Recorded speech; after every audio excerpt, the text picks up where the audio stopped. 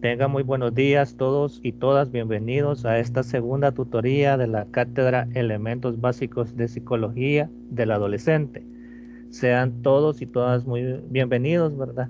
Eh, esta tutoría, pues, en esta tutoría vamos a hablar un poco sobre ciertas teorías, ¿verdad? De lo que es la psicología y pues el desarrollo del niño y del adolescente. Eh, Tuvimos por ahí una tarea, ¿verdad? Que era realizar un mapa conceptual con las diversas teorías que vamos a analizar o vamos a discutir el día de ahora. Y pues previamente, ¿verdad? Ya ustedes han tenido un poco de conocimiento sobre ellas y pues creo que en esta ocasión va a ser un poco más dinámica, ¿verdad? El, la comunicación, pues creo yo de que por ahí ustedes pudieron leer y poder un poco, pues analizar lo que son las diferentes teorías del desarrollo, ¿verdad? Del adolescente. Eh, quizás, quizás como en todas las tutorías, preguntar si han habido dudas, inquietudes sobre el uso de la plataforma. Ustedes que el día de ayer, ¿verdad?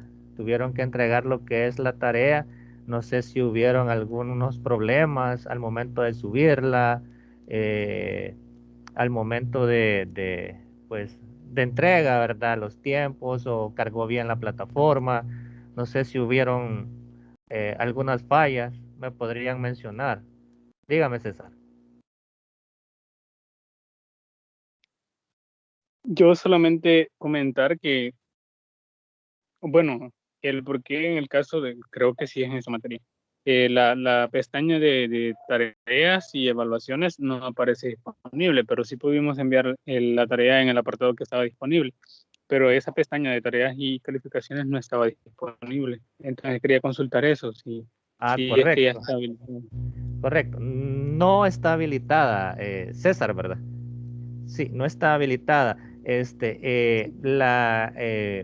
Por así decirlo, la coordinadora de cátedra, que es la licenciada Erlinda de Los Ángeles, pues ha tenido a bien, ¿verdad?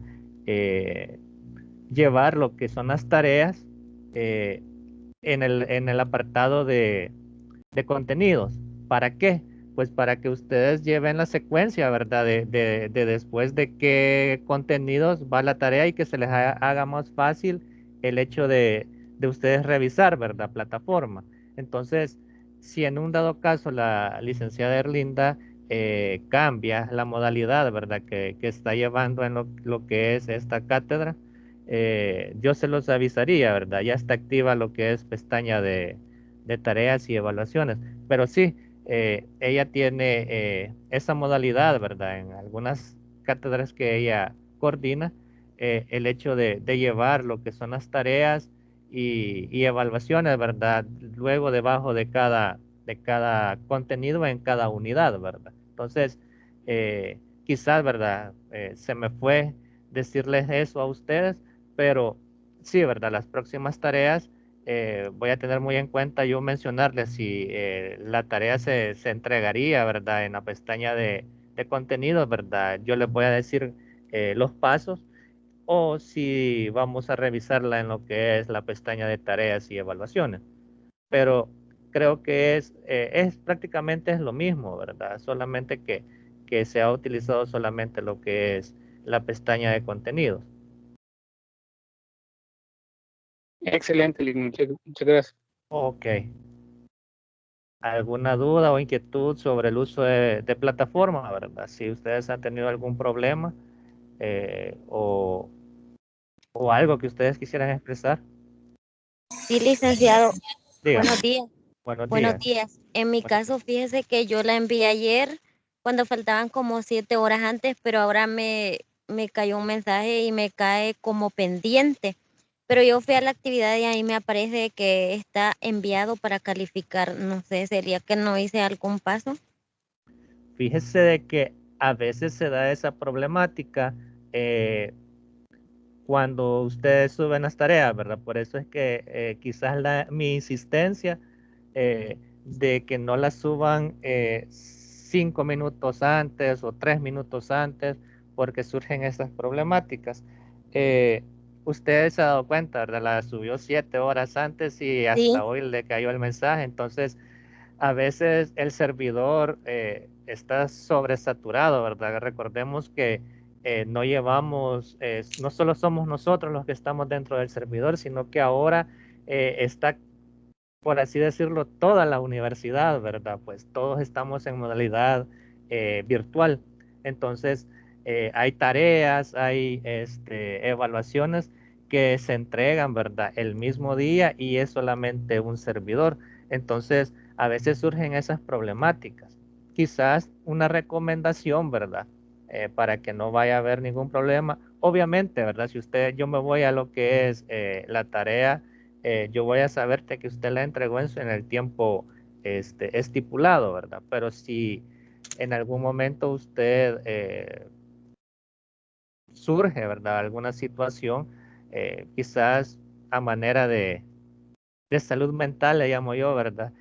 Tomarle una captura a la hora que usted subió la tarea para que no vaya a haber una problemática, ¿verdad? De que yo tal vez vaya a decir, mire, usted la subió, aquí dice que la subió 2 horas después, ¿verdad? Y tal vez la sí. subió 7 horas antes. Entonces, Ajá. para que no vaya a haber esa problemática para todos, ¿verdad?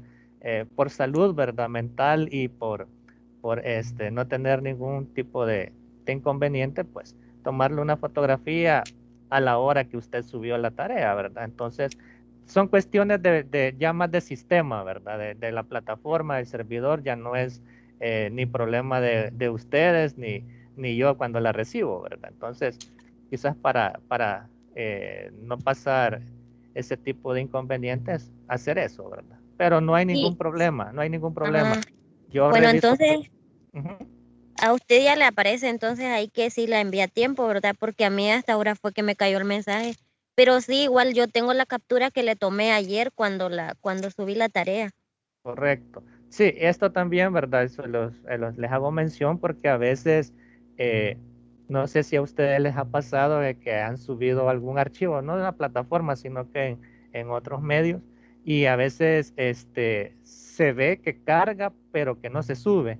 Entonces, y al final ya se subió y ustedes todavía tienen el archivo ahí como que no se ha subido. Entonces, y pues se han dado casos de esa situación y a veces ya el archivo ya está en plataforma y ustedes dicen, no, no se ha subido, ¿verdad? Y ahí están con esa preocupación y a veces ya el archivo está ya en plataforma. Entonces, cuando surjan esos problemas, tomar captura, ¿verdad? Que se está intentando subir y no se puede, así uno revisa y ya le podemos decir a ustedes, no, si ya está aquí, ¿verdad? Ya se puede revisar. O que utilizar otro tipo de medio para poder subir el archivo, ¿verdad? Ujú. Bueno, licenciado, gracias. Bueno, ya saben, ¿alguna otra duda o inquietud? ¿Dudas o inquietudes? Algo que haya pasado el día de ayer y lo quieran mencionar, pues recuerden que esta tutoría pues también la ve la coordinadora de cátedra y pues toma bien sus sugerencias o sus dudas, ¿verdad?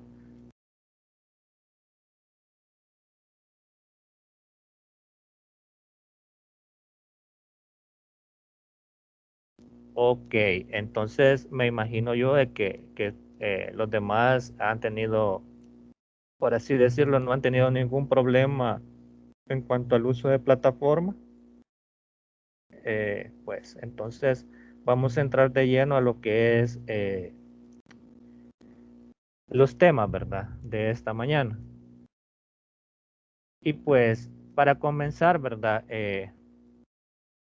Hablando de lo que son las perspectivas, también pues ya ustedes las revisaron, ¿verdad? Ya tienen un poco de lo que es, eh, han comprendido un poco lo que es la teoría, ¿verdad?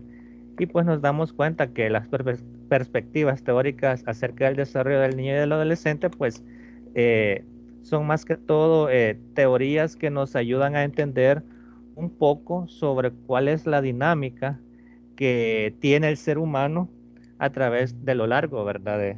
De su desarrollo como persona. Entonces, estas perspectivas hablan, ¿verdad? Que todos elaboramos teorías acerca del desarrollo con base a la experiencia personal, las costumbres y los artículos publicados en revistas y periódicos. Sin embargo, las teorías sobre el desarrollo infantil y adolescente son diferentes, dice. Mientras que las teorías personales se construyen sobre observaciones no verificadas que se realizan de manera fortuita, ¿verdad? Las teorías del desarrollo infantil y de la adolescencia son más formales y se basan en una integración sistemática de hallazgos y teorías previas. Quiere decir, ¿verdad?, que el ser humano, pues, a medida se va desarrollando o, o va creciendo, ¿verdad?, como ser humano, elabora teorías, ¿verdad? Nosotros pues a diario, ¿verdad? De acuerdo a nuestra experiencia, de acuerdo a nuestra cultura, formulamos perspectivas teóricas, ¿verdad? Hacemos teoría con respecto a ciertas situaciones que pasan en el día a día de nosotros, ¿verdad? Entonces, por ejemplo, experiencias que nosotros tenemos, por ejemplo, situaciones que nosotros hayamos pasado y que otras personas estén pasando en este momento y nosotros ya lo hayamos vivido, pues nosotros damos nuestro punto de vista. Esos son teorías, ¿verdad? Que nosotros, por así decirlo, elaboramos a medida nosotros hemos vivido ciertas etapas, ¿verdad? Pero estas son teorías más que todo experiencias personales, ¿verdad? Que nosotros ponemos de manifiesto y compartimos con las demás personas que estén pasando situaciones similares, ¿verdad? En cualquier momento. Y lo vemos, ¿verdad? Por ejemplo, por así decirlo, alguna enfermedad que nosotros hayamos pasado, ¿verdad? Y que pues vimos por ahí un recetario, ¿verdad? Y con ciertas hierbas nos curamos y pues eso nos sirvió, ¿verdad? Nosotros pasar todo ese proceso y lo vimos como una experiencia. Entonces, esa experiencia la podemos poner de manifiesto eh, con otras personas que puedan estar pasando ese tipo de enfermedad. Pero estas son eh, teorías, ¿verdad? O perspectivas elaboradas con experiencias personales. Ahora bien, cuando ya hablamos de teorías sobre el desarrollo infantil y adolescente, estas son diferentes, como lo dice la teoría, ¿verdad? Como lo dice también el material. Estas, pues son ya un poquito más, por así decirlo, son más formales y pues también son más, por así decirlo, son más verificables a través de hallazgos y teorías previas, ¿verdad? Esas teorías son las que nosotros vamos a ver el día de hoy y que ustedes también ya vieron cuando elaboraron, ¿verdad? El mapa conceptual que se les pidió, ¿verdad? Y pues se van a dar cuenta pues que son una cierta gama de teorías o perspectivas que pues siempre pues tienen un precedente y pues a pesar de que son o tienen, por así decirlo, posturas diferentes, siempre llevan o llegan a lo mismo, ¿verdad? A lo que es el desarrollo tanto del niño como del adolescente. El material nos habla de que pues se consideran 5 perspectivas principales que son usadas en el desarrollo infantil. Una de ellas es la perspectiva psicodinámica, la siguiente es la perspectiva conductual, la tercera perspectiva conceptual, luego la perspectiva cognitiva y pues por último la perspectiva evolutiva. Estas 5 perspectivas o teorías vamos a ver el día de ahora y pues las vamos a comentar un poco y también pues necesito que ustedes a través de su experiencia puedan, ¿verdad?, ejemplificar o mencionar ciertos puntos que ustedes consideren que han visto o han vivido, ¿verdad?, en el transcurso de su desarrollo. Pues la primera es la perspectiva psicodinámica. ¿Y qué nos habla la perspectiva psicodinámica? Nos habla de que quienes parten de esta perspectiva creen que el comportamiento está motivado por fuerzas internas, recuerdos, conflictos sobre lo que una persona tiene poca conciencia o control, las fuerzas internas que pueden enraizarse desde la niñez influyen continuamente sobre el comportamiento del individuo a lo largo de toda la vida. No sé si a ustedes, ¿verdad?, este concepto lo hayan observado o tal vez lo hayan vivido, ¿verdad? Por así decirlo, quizás la frase más común, ¿verdad?, que tal vez se haya escuchado es: vos te pareces a tu papá, ¿verdad? Vos te pareces a tu mamá en tu comportamiento, ¿verdad?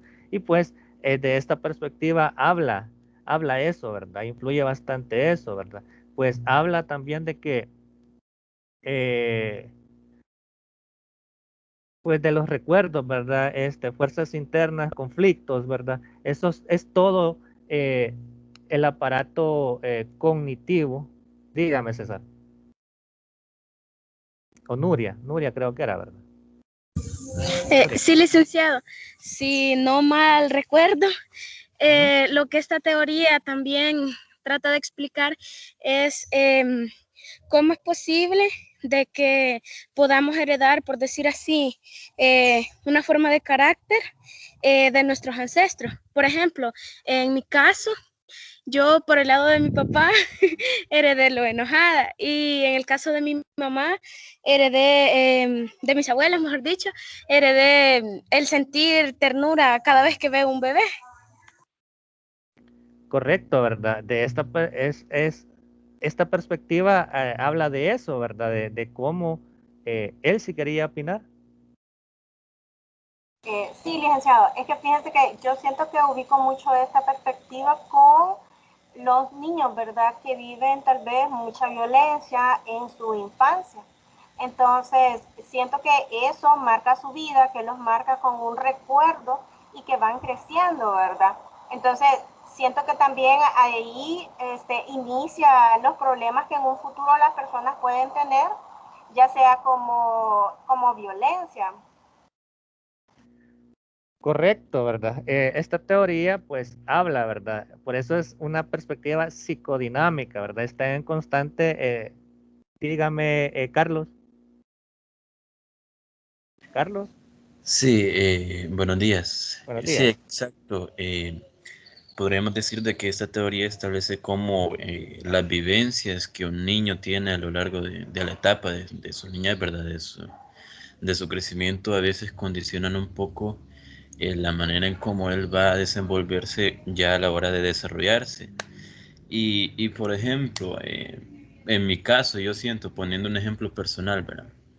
Yo siento de que, bueno, yo perdí a mi padre en la muerte hace unos 10, 11 años más o menos. Y podríamos decir de que si yo tuviera la presencia de un padre, podría haber hecho algunas cosas diferentes o podría comportarme de una manera un poco diferente.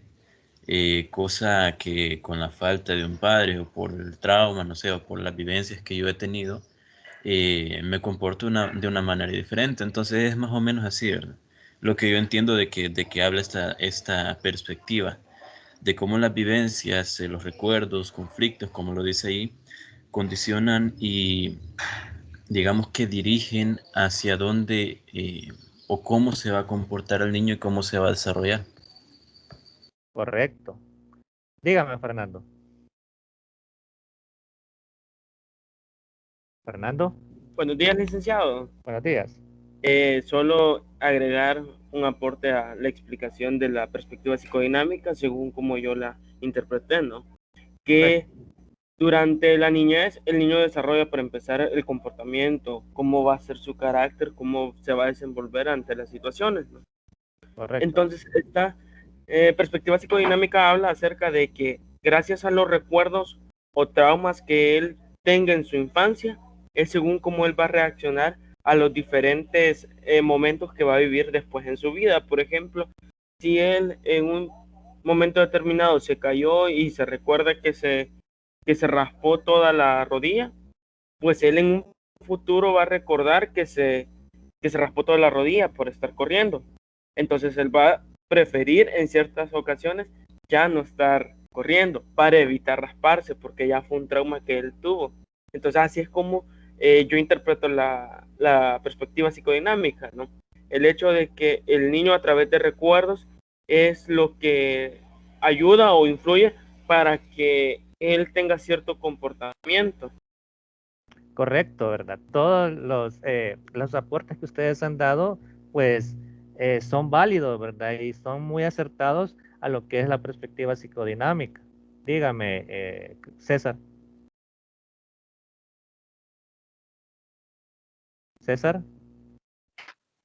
Dentro de eso también, abonando un poco lo que decía el compañero Fernando, y dentro de esto cabe que, por ejemplo, nosotros en nuestro trabajo, esta perspectiva sigue a lo largo de la vida, como decía, y el comportamiento del individuo a lo largo de toda la vida. En el trabajo, nosotros estamos diseñando algo, realizando alguna tarea o realizando algo en específico, llegamos a tener alguna equivocación, algún error. Cuando volvemos a hacer algo parecido o algo similar, nosotros ya comprendemos, esto lo hice mal la otra vez, entonces voy a evitar hacer esto y lo voy a hacer como realmente me funcionó. Entonces, esto es lo que el desarrollo del comportamiento que nosotros tenemos de acuerdo a las cosas que hacemos, va modelando aún más nuestra personalidad.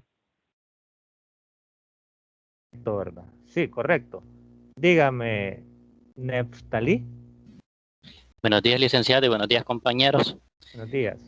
En cuanto a la perspectiva psicodinámica, yo la logré entender también, ¿verdad? Lo que los compañeros ya dijeron, y agregar un poco más que en base a el estilo de vida, podemos decir, que el niño tiene desde su nacimiento, viene a influenciar en toda la etapa de su vida, en todos sus procesos, y se vuelve como un patrón para formar su personalidad.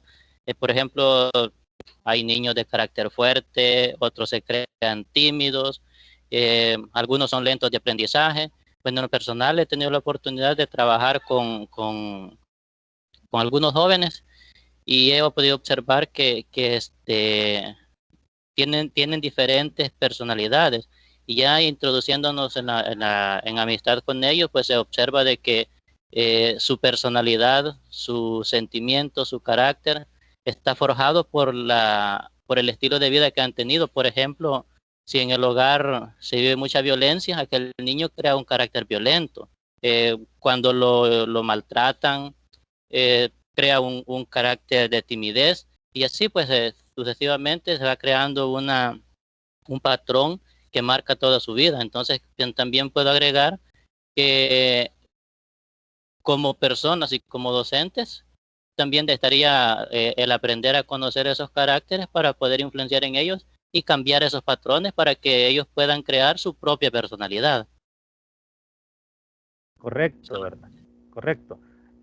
Cada una de sus aportaciones, ¿verdad? Son muy acertadas y tienen, ¿verdad? Si ustedes han observado, tienen esa lógica, ¿verdad? Y ese punto central de lo que es la perspectiva psicodinámica. Obviamente, ¿verdad? Cada uno de ustedes ha tocado quizás el punto central, ¿verdad? Que es aquella influencia que el niño tiene, ¿verdad? En sus primeros en su primera etapa de vida, y cómo esta influye a lo largo de su desarrollo, ¿verdad? Lo que decía Neftalí, ¿verdad? De que si el niño observa maltrato en la casa, ¿verdad? O pueda que se haga tímido, o pueda que también se vuelva violento, ¿verdad? Si el niño ve que en su ambiente es un ambiente armonioso, ¿verdad? Que todos tienen oportunidad de dar su opinión, ¿verdad? Y que pues es una familia que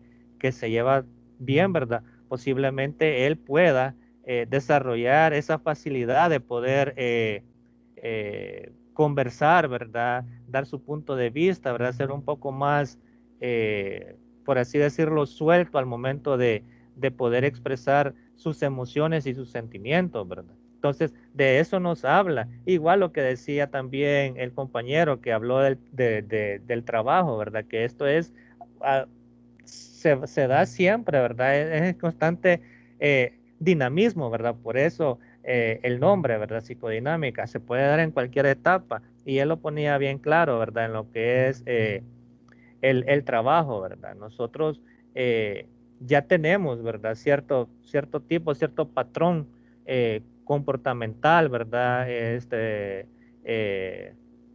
Por así decirlo, emocional y también una personalidad ya bien firme, ya en etapas ya más avanzadas, pero que está en constante cambio. Entonces, las problemáticas, esas también que surgen tanto en la escuela, que surgen tanto también en nuestra vida laboral, también forman parte de este dinamismo que habla la perspectiva, ¿verdad? Y va construyendo nuestra personalidad, nuestro carácter y nuestras emociones, que a lo largo, ¿verdad? De otras etapas de nuestra vida las vamos a poner de manifiesto. La teoría psicodinámica pues también habla de 5 proporciones, ¿verdad? Que son bien puntuales y que son parte de ella, las cuales son, la número 1, que nos comportamos de forma inconsciente, dice. Cuando habla de esto, es que sí, por así decirlo, tomamos o retenemos lo que nosotros vemos o observamos en nuestra etapa de niñez, por así decirlo, y lo ponemos de manifiesto en etapas ya más desarrolladas, ¿verdad? Más adelante, ¿verdad? Por eso lo hacemos de una forma inconsciente, ¿verdad? Ya es parte de nosotros y pues sale de manifiesto sin nosotros tener un control sobre ello.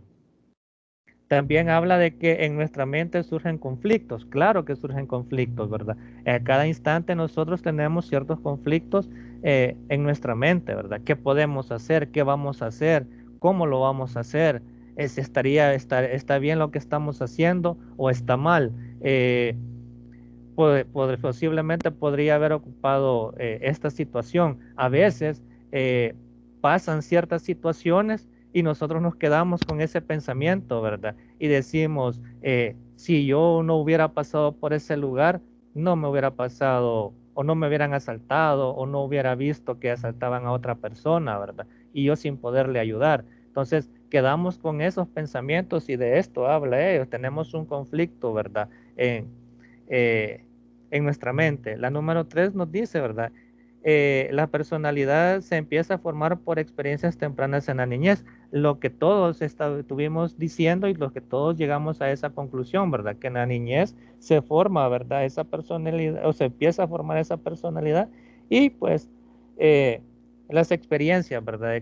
Que cada uno tiene en diferente, en nuestra familia, ¿verdad? Entonces, por eso es que por ahí se menciona, ¿verdad? Que cada mente es un mundo diferente, pero ese mundo se crea a partir de cómo nosotros, el trato que tenemos dentro de nuestra familia, nuestros padres, nuestros hermanos, ¿verdad? Nuestro entorno familiar, ahí se crea, ¿verdad? Esas experiencias previas que nos ayudan o que nos acompañan a lo largo de nuestro desarrollo. La número 4, la manera en cómo pensamos sobre nosotros mismos influye en cómo socializamos con los demás. Esto quizás es bien notable, ¿verdad? Bien notable en ciertos aspectos o en ciertas etapas de nuestra vida, ¿verdad? Cuando nosotros entramos en la etapa de la adolescencia o en la etapa de la pubertad, ¿verdad? Entonces ya nosotros empezamos a sentir otro tipo de emociones, otro tipo de sentimientos y pues estas influyen, ¿verdad? En la sociabilización que nosotros tenemos, ¿verdad? El hecho de hablarle al sexo opuesto, el hecho de tener un poco más de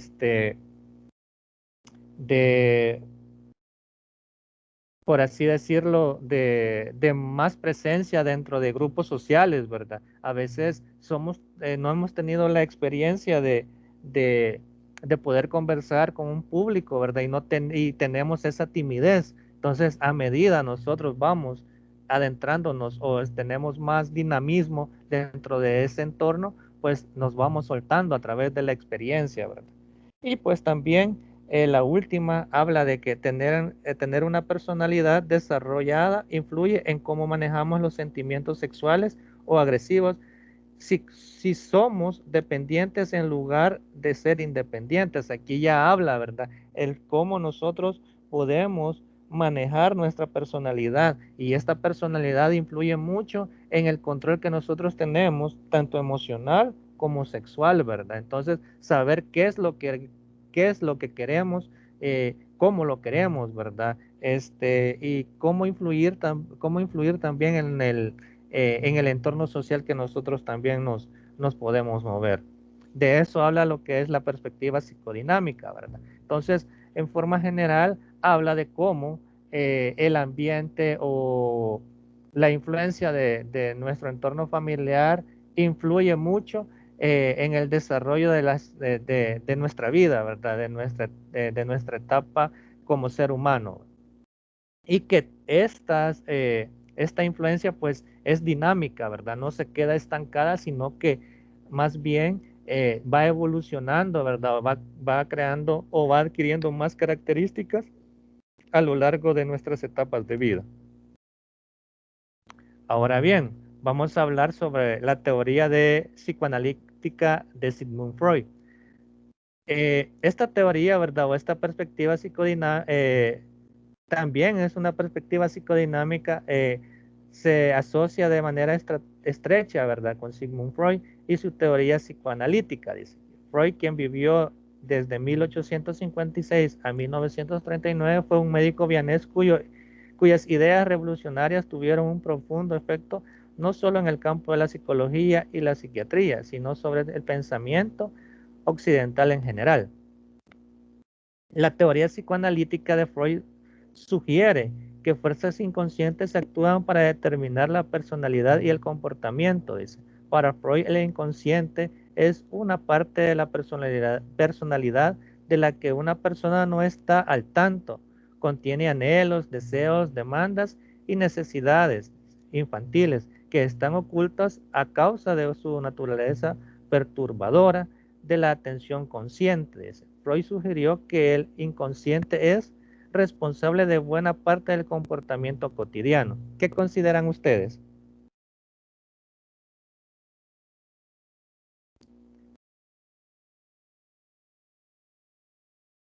¿Qué consideran ustedes de lo que decía Freud? De que el inconsciente es responsable de buena parte del comportamiento cotidiano. ¿Qué creen ustedes? Fíjese, Nick, de que bueno, yo no, no quería hablar acerca de esto todavía porque para mí fue la conclusión a la que yo llegué, que realmente es el hecho de que nuestro comportamiento está compuesto por todas las perspectivas que vamos a ver, debido a que Freud nombraba del yo y del super yo, que son las diferentes fases a las que incluso el niño se ve sometido en primaria. Todos los que son docentes, tengo entendido que hay algunos que son docentes acá, sabrán que no miento al decir que los niños de primero a tercer grado desarrollan eso y se ve muy evidente en los niños. Entonces, ¿qué sucede? Que a través de esto también los niños toman decisiones. El super yo, si bien recuerdo, es el lado egocéntrico. Corríjame si me equivoco, licenciado, por favor. Pero allí es el super yo. Es el lado es el lado egocéntrico, parece. El lado que es solo para mí. Dice que el super yo representa la conciencia de una persona, que incorpora distinciones entre el bien y el mal, ¿correcto? Ajá, pues sí es, para mí mismo. Entonces, realmente lo vemos reflejado en la niñez. ¿Y qué sucede? Que gracias a eso, el niño tiende a orientarse qué decisiones debe de tomar, por lo menos con sus compañeritos. Él comienza a pensar, si presto este juguete, aquel me lo va a arruinar. Y me va a arruinar mi juguete. Mejor no se lo presto. Entonces, vemos que realmente el niño tiene un comportamiento según también la teoría de Freud, que realmente es aplicando estos tres principios. Solamente. Correcto. ¿Alguien más quiere opinar? ¿Alguien más tiene alguna opinión sobre que el inconsciente es responsable de buena parte del comportamiento cotidiano? Sí, licenciado. Con respecto a esa teoría, según plantea Freud, es que el comportamiento se basa por el inconsciente, es decir, por los deseos más profundos que tiene el individuo, bien por lo que él, por ejemplo, en el caso donde mencionaba el compañero de Leyo, dice que en ese caso son las necesidades más primitivas. Voy a tomar una como ejemplo, como el hambre. Eso, el comportamiento de los niños por el hambre, lo demuestran porque es un deseo que ellos tienen, ¿verdad? Una necesidad, perdón. Y entonces, cuando son pequeños, ellos lo demuestran, puede ser llorando porque tienen hambre, cuando ya pueden hablar, pidiendo y eso. En ese aspecto, solo esa es mi participación. ¿Alguien más? ¿Alguien más que haya leído sobre la teoría? Dígame, Carlos. Sí, como ya lo decían los compañeros, según Freud, la personalidad o la manera de actuar de una persona se dividía en tres campos, podríamos llamarlo, ¿verdad? El ello, que ya lo explicaba la compañera, el yo, que podríamos decir que es la parte de nuestro subconsciente que nos ayuda a actuar de una manera razonable o de una manera lógica, ¿verdad? Tratar de pensar más lo que vamos a hacer de una manera, como yo lo decía, más razonable. Y el super yo, que ya lo explicaba también el compañero, eso era lo que yo podría aportar acerca del yo, que era lo que le faltaba, creo yo. Dígame. Correcto, ¿verdad? ¿Alguien más?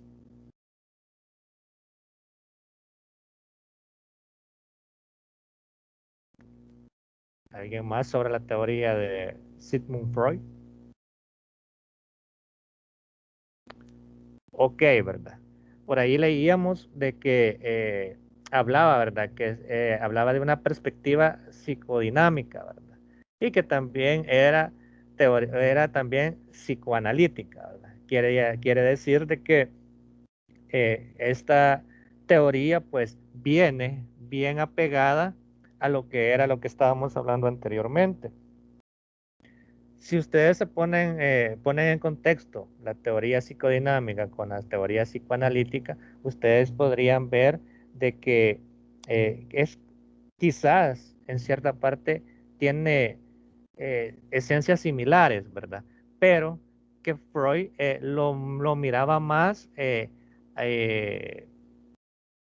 todo del hecho del subconsciente, ¿verdad? De aquellos anhelos, como decía la compañera, ¿verdad? Anhelos que nosotros tenemos al momento de nuestra etapa, de nuestro desarrollo, ¿verdad? Nosotros, obviamente, tenemos esa base, ¿verdad? Nosotros anhelamos, nosotros tenemos ideas, tenemos deseos, demandas que nosotros queremos de realizar, incluso necesidades infantiles, ¿verdad? El hecho como lo decía la compañera, de esa etapa del ello, que es la manera primitiva, el comer, por ejemplo, eh,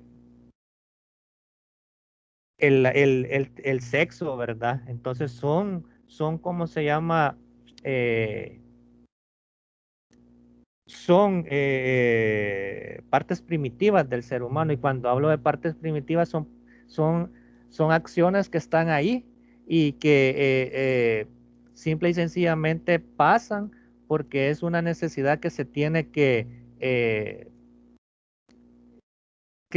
saciar, ¿verdad? O resolver, ¿verdad? O sea, todo ser humano pasa por esas etapas inconscientemente, ¿verdad? El hambre es algo que pasamos inconsciente, o sea, ya tenemos nosotros que vamos a comer, que que hay cierto horario de comer, ¿verdad? Entonces, o sabemos que cuando a nosotros sentimos un ardorcito en el estómago, no es que tengamos gastritis, ¿verdad? Sino que es que tenemos que comer, ¿verdad? Y al momento de comer, al saciarnos, ya esas necesidades se calma, ¿verdad? Y podemos proseguir, ¿verdad? Entonces es igual que el sexo, ¿verdad? Es algo que inconscientemente es una necesidad que se da, ¿verdad? En todo ser humano y que pues al momento de saciar esa necesidad, pues, o satisfacer esa necesidad, pues, se volvemos nosotros a nuestra vida cotidiana, ¿verdad? Entonces es algo de estar cumpliendo así nuestras, como dice, ¿verdad? Sigmund Freud, deseos, demandas, anhelos, ¿verdad? Que nosotros tenemos. Freud lo, lo manejaba más del ámbito sexual, lo manejaba más en ese ámbito sexual, ¿verdad? Pues eh, él, él, él, él lo miraba desde esa perspectiva, ¿verdad? Si ustedes leen la biografía de Sigmund Freud, pues se van a dar cuenta de que él siempre habló de lo que es el ámbito sexual, ¿verdad?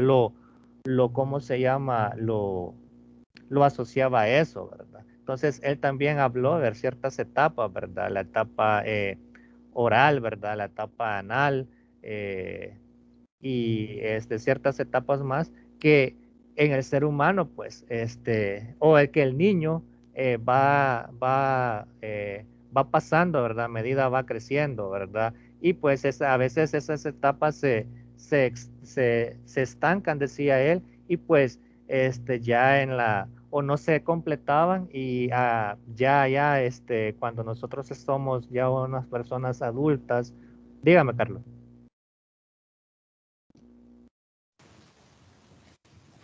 No, perdón, se me había quedado así. Es que se fue la energía, entonces tuve que salir. Pero Ah, ok. ya volví. Ah, ok, está bien. Entonces, como les decía, ¿verdad? Él hablaba de esas etapas, ¿verdad? Y de esas situaciones. Eh, su origen, ¿verdad? Su origen inicial, pues dice, ¿verdad? Que con esta teoría Freud rompía con la creencia de que la sexualidad se nacía en la adolescencia. Obviamente no, lo que le hablaba de las etapas, ¿verdad? De las etapas que él mencionaba.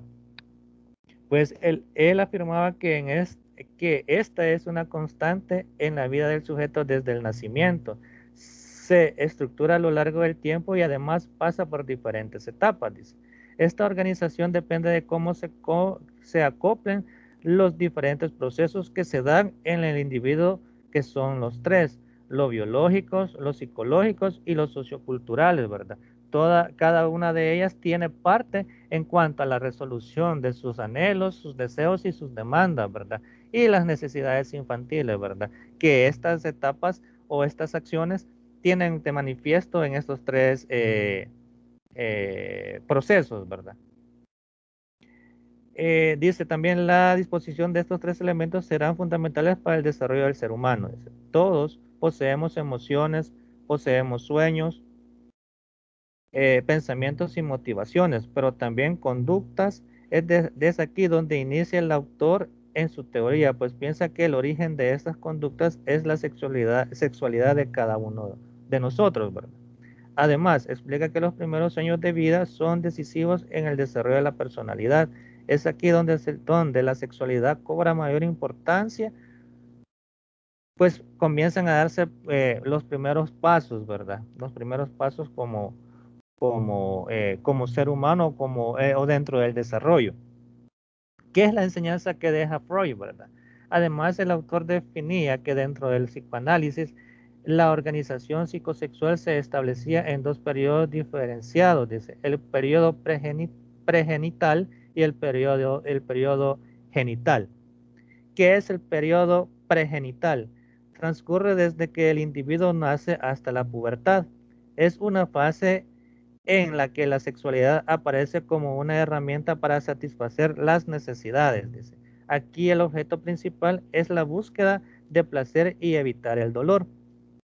Esta búsqueda, aunque tiene como base la sexualidad, no tiene por qué satisfacer siempre las necesidades sexuales, pues también se habla de la necesidad de comer, de beber, de afectividad. En este periodo, el niño busca la manera de llegar a complementar rápidamente todo lo que le da placer, dice, lo que se conoce como necesidades básicas.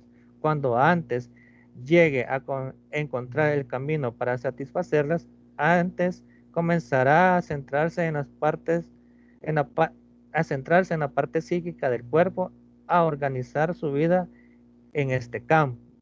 Y por su parte, el periodo genital aparece a partir de la adolescencia. El desarrollo de los genitales suma una nueva necesidad en el individuo, antes desconocida para él, la necesidad de la reproducción. Aquí se comienza a establecer los vínculos sexuales con otros individuos. Freud mantiene que si se superaban estas dos etapas de forma satisfactoria, se llegaba a la edad adulta correctamente y se desarrollaba una vida adulta sana. En caso contrario, el ser humano es capaz de establecer mecanismos de defensa y represiones que pueden llegar a ser muy perjudicial para él mismo. Estas son las dos etapas que Freud, por eso lo vinculábamos con la sexualidad, ¿verdad? Pero tiene mucho que ver con el hecho, ¿verdad? De podernos desarrollar, ¿verdad? En nuestro entorno social.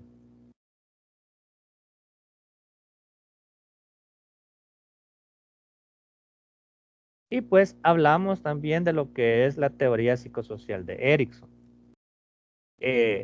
Erikson, pues, vivió de 1902 a 1994, aportó una visión psicodinámica también, ¿verdad? Alternativa en su teoría del desarrollo psicosocial, que analiza las interacciones sociales con otras personas. En la visión de Erikson, la sociedad y la cultura desafían y conforman a las personas.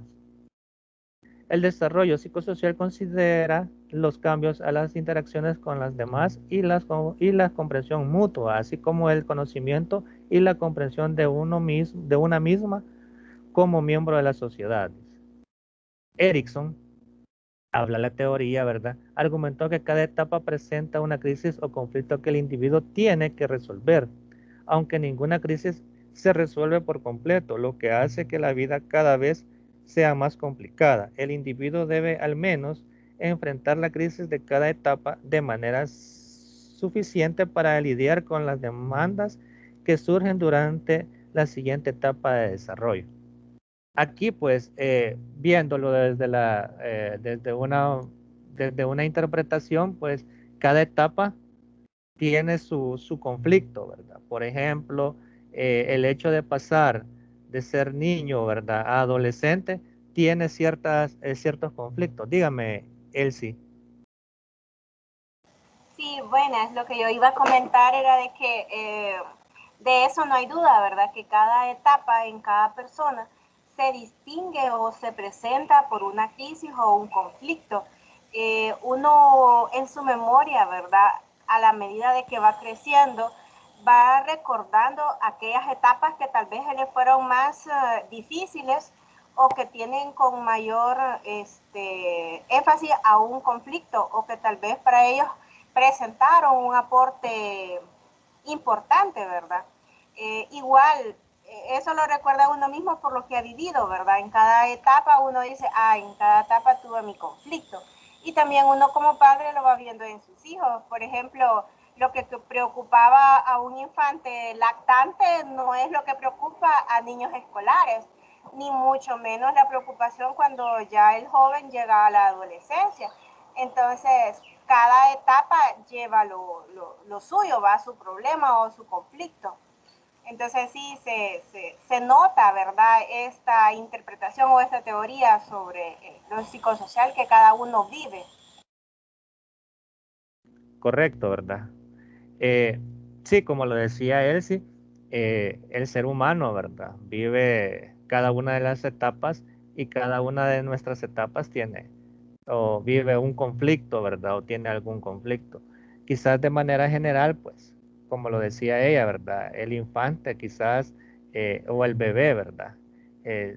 Su único conflicto es el hecho de satisfacer sus necesidades básicas, ¿verdad? El comer, el dormir, ¿verdad?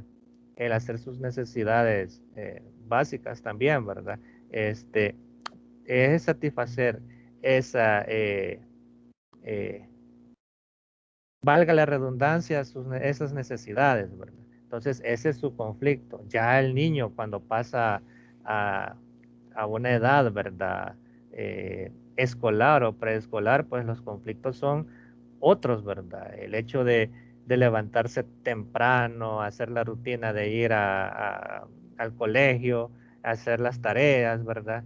Ese es su conflicto, el hecho de también satisfacer sus necesidades básicas, ¿verdad? El hecho de querer tener, anhelar, ¿verdad? Cosas, juguetes, visitar lugares, jugar, ¿verdad? Ver televisión, todas esas necesidades, todo eso, ¿verdad?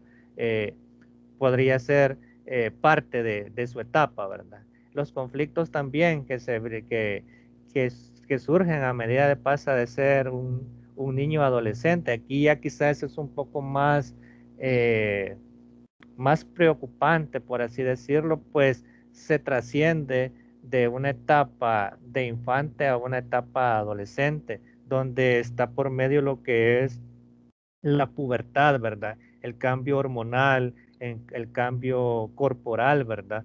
Que esto también genera ciertos conflictos que, como dice Erickson, si no son, eh, no se resuelven por completo, esto podría, ¿verdad? De alguna forma eh, dañar o perjudicar la siguiente etapa de su vida. Y lo vemos en la adolescencia más que todo, y me centro aquí, pues es quizás donde ya la personalidad del niño o del adolescente tiene un poco más de protagonismo, ¿verdad? No como el infante, ¿verdad? Sino que ya como una persona que ya tiene una interacción social.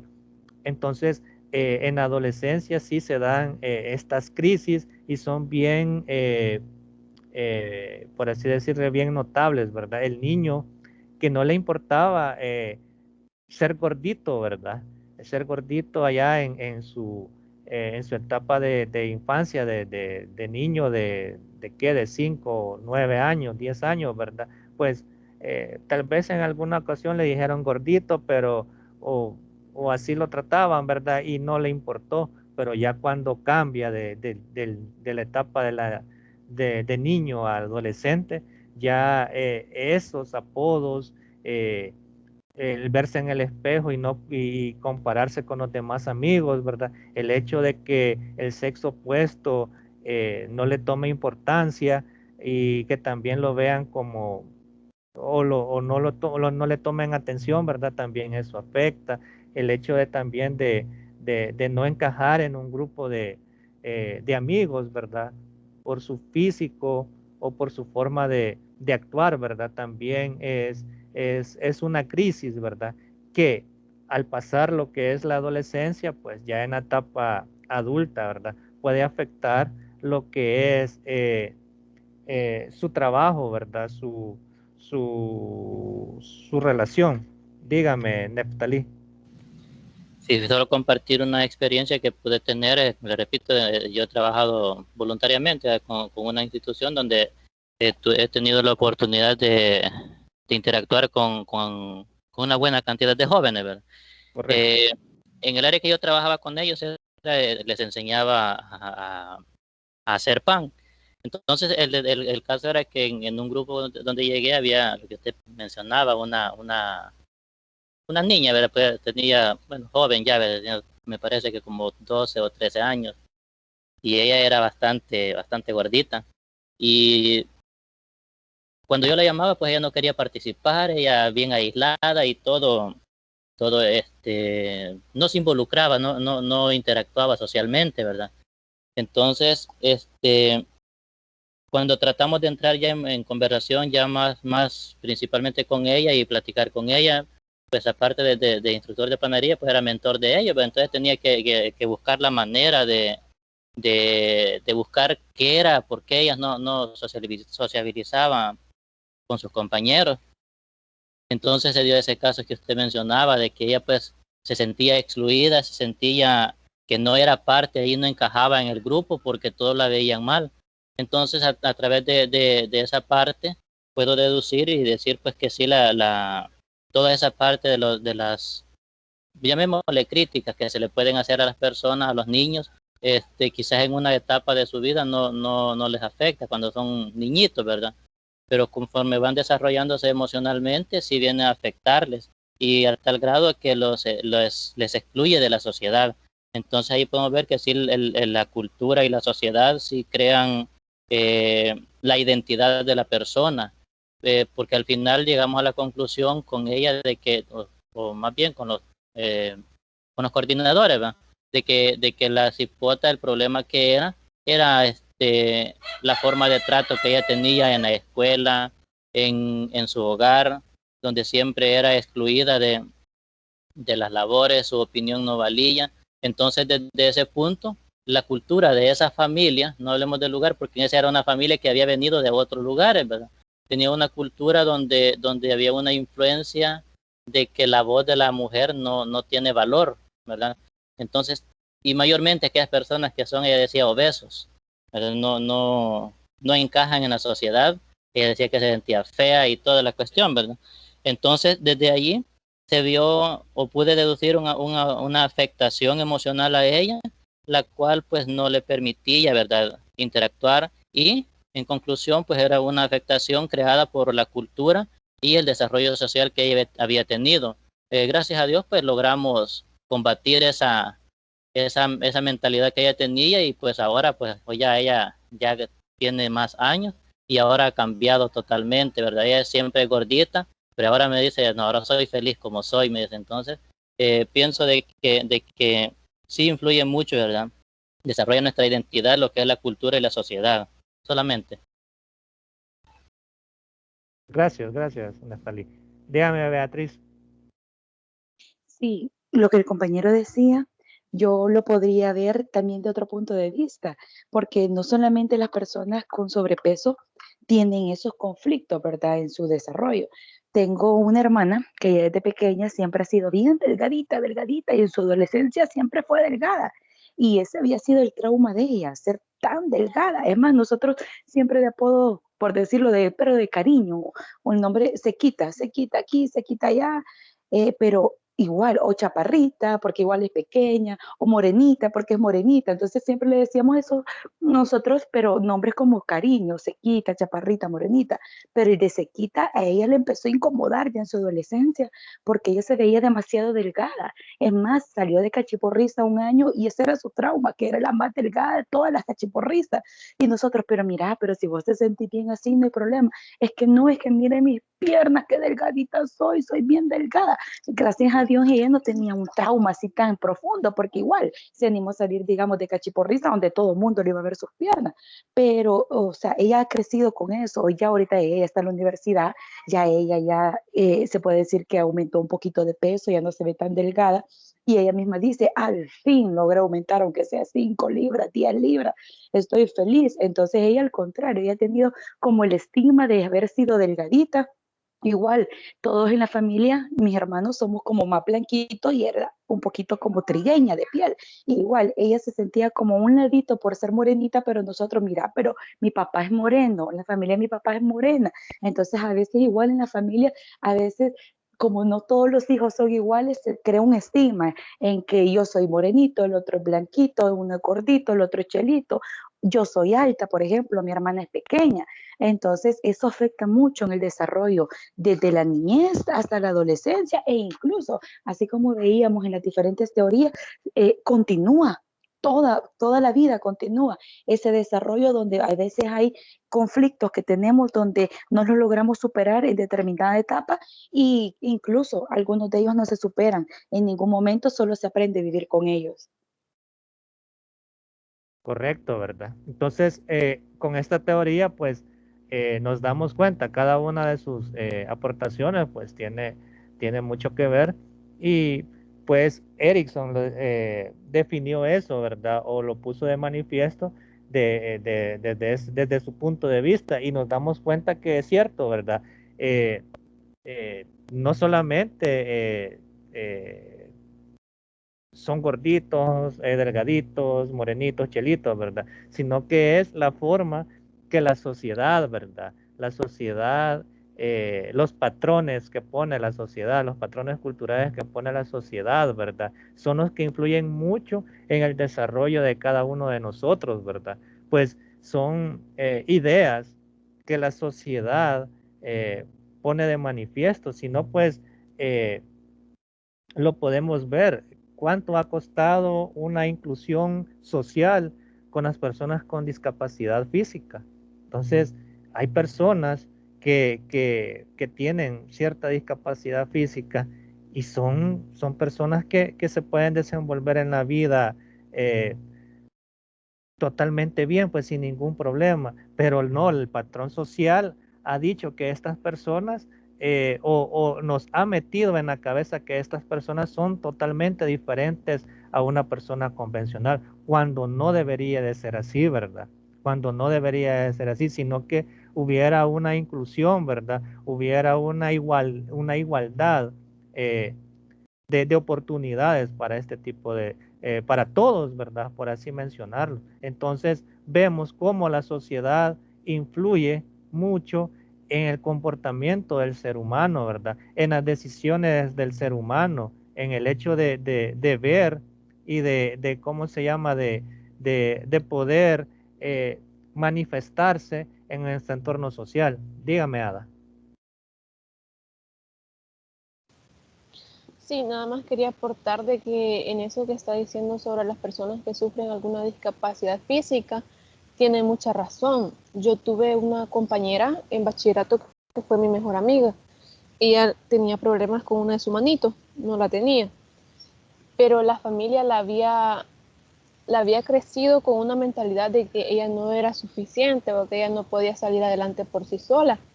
Incluso nosotros tratábamos como de apoyarla o de animarla a salir. Ella anduvo todo primer año con su manito en la bolsa, porque no le gustaba que nadie más la viera o que la tocaran.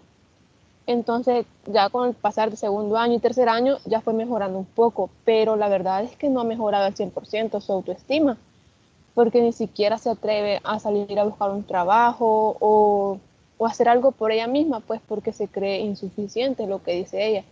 Aparte de que la abuelita con la que vive siempre la ha hecho ver de menos, porque ella tiene una hermana que es menor y la hermana sí es como más, tiene más libertades, o por decirlo así, tiene más oportunidades de poder salir adelante, porque a ella sí la han educado de esa forma. En cambio, a Janet, que se llama mi mejor amiga, no le permiten hacer nada más, ni siquiera le permiten salir sola, por decir así. Entonces sí tiene mucha razón al mencionar de que las personas con discapacidad son tratadas de una manera diferente, aunque sean capaces de poder hacer todo lo que nosotros hacemos, los que no tenemos ninguna discapacidad. Correcto, ¿verdad? Entonces vemos cómo la sociedad, ¿verdad? Cómo estos grupos sociales influyen mucho, ¿verdad? En nuestro comportamiento, en nuestro desarrollo, ¿verdad? Y es lo que ponía de manifiesto Erickson, que cómo la sociedad influye en el hecho de poder nosotros desarrollarnos, ¿verdad? Como personas. Entonces, hemos visto 3 teorías o 3 perspectivas dinámicas, pero desde un enfoque totalmente diferente, ¿verdad? ¿Cómo influye? Dígame, Fernando. Fernando. Comentándole y Dígame. agregando un poquito a lo que usted decía, esta teoría también hablaba no solo de su entorno social, sino también de su entorno cultural. Y Correcto. pues en este caso también se ve en las escuelas. Yo creo que no por gusto estamos estudiando la psicología, ¿verdad? Sino que es para que nosotros lo apliquemos bastante en las escuelas. Y resulta de que no es lo mismo que nosotros vayamos a una escuela urbana, en donde vamos a encontrar a los niños que son un poquito más quietos, son un poquito menos problemáticos. a que si nosotros nos vamos a una escuela rural. Entre más rural sea, más inquietos son a veces. Y hasta incluso nos podemos encontrar con niños con problemas psicológicos, niños con vicios, etcétera. Pero porque esa es es su entorno social en el que han crecido. Entonces, debido a eso, su toma de decisiones, su comportamiento y todo lo demás va influenciado de acuerdo a todo lo que él ha vivido en su entorno social. Y al no tener un entorno un poquito más amplio en donde se vea mejores culturas, por decirlo así, o mejores personalidades, el niño solo imita lo que ve. Y de hecho, por eso yo hace ratito hablaba acerca de que todas las perspectivas están vinculadas para crear el comportamiento. Porque después de esta perspectiva viene la del condicionalismo, creo yo, o ya la pasamos, permítame. Conductista, perdón. La conductista. Bueno, sí, condicionalismo. Y después va la cognoscitivo social, que la cognoscitivo social pues habla más todavía acerca de esto de una persona modelo, ¿no? Que también es parte de la influencia que puede recibir un estudiante. Solamente, Nick.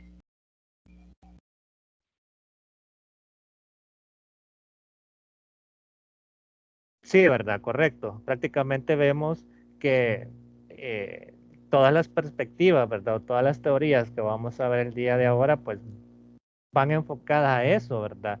Al comportamiento, a cómo el ser humano se desarrolla a lo largo de su vida, ¿verdad? Ya lo decía Fernando, ¿verdad? Que cada una de ellas, pero es por eso que hablábamos al comienzo, de que son varias perspectivas, ¿verdad? Son varias perspectivas y que cada una de ellas tiene un punto de vista diferente, como ya vimos, ¿verdad? Freud hablaba pues, del inconsciente, ¿verdad? Su forma de ver el desarrollo humano desde su punto de vista. Entonces, y ahora estamos hablando de Erickson, ¿verdad? Erickson lo miraba desde un entorno social, ¿verdad? Cómo la sociedad influye en cada una de las etapas del comportamiento del ser humano, ¿verdad? Entonces, cada una de ellas nos va a enseñar su punto de vista, que tal vez tenga similitud, pero en algunas partes es totalmente diferente, pero nos va a llevar a la misma conclusión, como nos dice Fernando, ¿verdad? Al desarrollo del ser humano y al comportamiento de este. Entonces, de esto habla, ¿verdad? Y lo hablábamos desde en el comienzo, que decía de que si nos vamos, ¿verdad? A la primera, a la primera diapositiva que dice, todos elaboramos teorías acerca del desarrollo con base a la experiencia, ¿verdad? Pero aquí dice también, las teorías personales se construyen sobre observaciones no verificadas que se realizan de manera fortuita. Las teorías del desarrollo infantil y de la adolescencia son más formales y se basan en una integración sistemática de hallazgos y teorías previas. Por eso estamos viendo este tipo de teorías, cada una de ellas, estas 5, por así decirlo, para ver esos hallazgos y ese tipo de pensar, ¿verdad? De cada uno de los autores, de cómo es el desarrollo del adolescente y del niño, ¿verdad? En cada una de sus etapas. Vamos a hablar ahora de lo que es la perspectiva conductista. Ya lo decía por aquí Fernando, ¿verdad? La teoría conductista. ¿Y qué pues, qué nos dice la teoría conductista? Pues la teoría conductista nos habla de que, o perspectiva conductista, nos habla de que sugiere que las claves para comprender el desarrollo son el comportamiento observable y los estímulos externos en el ambiente. Si se conocen los estímulos, es posible predecir el comportamiento. Es decir, ¿verdad? Esta perspectiva habla de que cómo la persona actúa o cómo la persona se manifiesta en el entorno social, vamos a saber vamos a saber cómo es su actuar en su vida cotidiana, ¿verdad? Entonces, de esto nos habla de una forma general. también habla, pues, la perspectiva conductista del desarrollo comprende 3 teorías: el condicionamiento clásico, el condicionamiento operante y la teoría del aprendizaje cognitivo social. Y pues en esta ocasión vamos a hablar de ello, ¿verdad? Y habla de qué es el condicionamiento clásico. ¿Qué ustedes pudieron entender sobre lo que es el condicionamiento clásico? Sí, licenciado, yo pude comprender que eso es que va a estímulo y de acuerdo al estímulo va a tener un comportamiento. Por ejemplo, ahí nos explicaba del perrito, ¿verdad? Que cuando le suena la campana la había asociado con la carne, entonces él actuaba de la forma que tenía salivación. Entonces, así va a ser el comportamiento de un individuo, depende del estímulo que reciba. Correcto, ¿verdad? Ahí hablaba Eso es todo. Ok. Sí, ¿verdad? Ahí hablaba, como decía. Dígame, Fernando. Precisamente a lo mismo quizás iba a abonar el hecho de que Pablo hablaba acerca de los perritos, ¿no? Del condicionalismo clásico. Pero esto también, como ya se lo dije varias veces, pues yo lo vinculo mucho con la educación porque realmente todo esto del desarrollo del niño es muy fundamental en el docente. Y pues esto también es aplicado en el aula, cuando uno por lo menos, sobre todo en primer grado, creo yo que es en donde más frecuente lo vamos a ver, que nosotros le decimos a veces al niño, si se porta bien, le voy a dar una galleta. Entonces ya estamos haciendo un condicionalismo y el niño mejora su comportamiento por la galleta. O a veces el papá le dice al niño, si no saca buenas notas, vas a recibir un castigo. Entonces ahí estamos viendo también otro condicionalismo. Y por obvias razones de que va a ser castigado, el niño prefiere mejorar sus notas, solamente el niño. Correcto, ¿verdad? Básicamente, pues los compañeros han desglosado lo que es el condicionamiento clásico, ¿verdad? Entonces, hablaba aquí Fernando dígame, Beatriz. Dígame, Beatriz. Solamente aportar ahí lo que acaba de decir el compañero, que ese aspecto que él mencionaba ya es como el condicionamiento operante. O sea, el condicionamiento operante ya es el segundo que vamos a ver, el cual se basaba en que que este condicionamiento operante es como está amarrado, por decirlo así, a una respuesta voluntaria, ya sea positiva o negativa. Por eso cuando mencionaba que hay los niños que se les ofrece una galleta o que se les ofrece un premio, ellos mejoran su comportamiento, entonces estamos hablando de que ese es un tipo de reforzamiento positivo. El estímulo va a ser positivo para ellos. Entonces, eso que mencionaba el compañero lo podemos quizás definir como condicionamiento operante, que está condicionado a un estímulo, ya sea positivo o negativo. En cambio, el clásico solamente es como un estímulo, ¿verdad? Así como lo que mencionaba en el texto del perrito, de que saliva cuando escucha la campana, ¿verdad? Porque la campana es el estímulo para él y él ya sabe que conlleva ese sonido. Por eso menciona ahí la salivación, solamente. Correcto, ¿verdad? Correcto. Pues sí, para tener ya un poco, permítame. Dígame, Fernando. Recordemos que el condicionalismo operante y el clásico están muy amarrados, ya que realmente Pavlov, para tener el condicionalismo clásico, tuvo primero que aplicar el operante, ¿no? Sonaba la campana, ponía la carne. Entonces el perro se acostumbró a eso. Y lo mismo sucede a veces con los niños, o sea, a veces los papás solo una vez le dicen te voy a pegar y ya después ellos ya saben que tienen que estar sacando buenas notas porque si no el papá pega. Entonces se vuelve del operante, depende del clásico. Yo por eso me tiré más al clásico directamente, enfatizando que realmente es una generalidad, ¿no? Que primero va el operante, después va el clásico. Y depende uno del otro. Correcto, ¿verdad? Bueno, quizás a manera de intervenir, ¿verdad? En los comentarios, ¿verdad? lleva una secuencia, ¿verdad? Primero va el condicionamiento clásico, el cual es, por así decirlo, mostrar los estímulos, ¿verdad? Aquí, pues, Pavlov hablaba, ¿verdad? Del perrito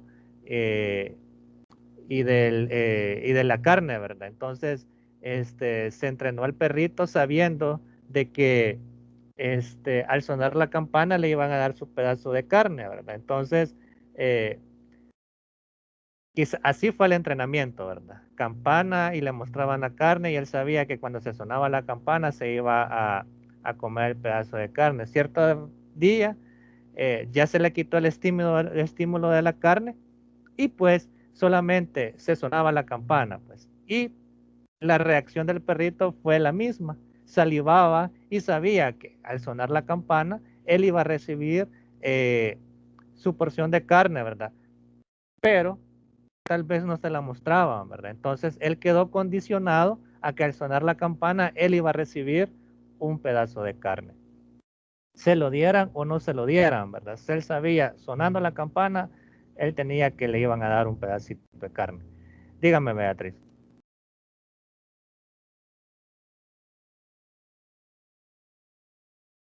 Beatriz, ¿quería opinar algo más? No, licenciado, creo que la mano me había quedado activa, ya la bajo. Ok, entonces ya pasando a lo que es al condicionamiento operante, pues básicamente es una, por así decirlo, ¿cómo sería la palabra? Sería aceptar o no aceptar, por así decirlo, ¿verdad? Aceptar o no aceptar, o una forma de discriminación. ¿Cómo así? Vaya, la persona tiene el estímulo, ¿verdad? El condicionamiento operante, pues habla aquí de que el refuerzo puede ser positivo o negativo, como lo decía Fernando, ¿verdad? El refuerzo puede ser positivo o negativo, pero la respuesta va a ser totalmente diferente o puede ser idéntica a los dos refuerzos, ya sea positivo o negativo. Eso va a depender de qué manera la persona entienda o estimule el comportamiento, ¿verdad?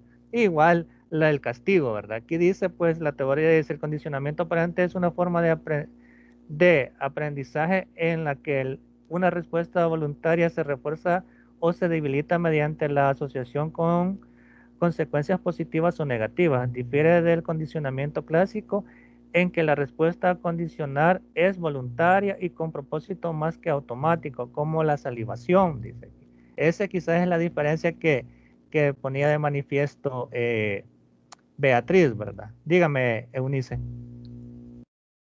Sí, licenciado, solo como un ejemplo, recuerdo que cuando estudiábamos, pienso que se puede aplicar en esto, que una vez el docente nos dejó una tarea de hacer un diario personal, entonces pocos lo hicimos y recuerdo que luego él nos pidió y como eran pocos los que lo habían hecho, exoneró un examen.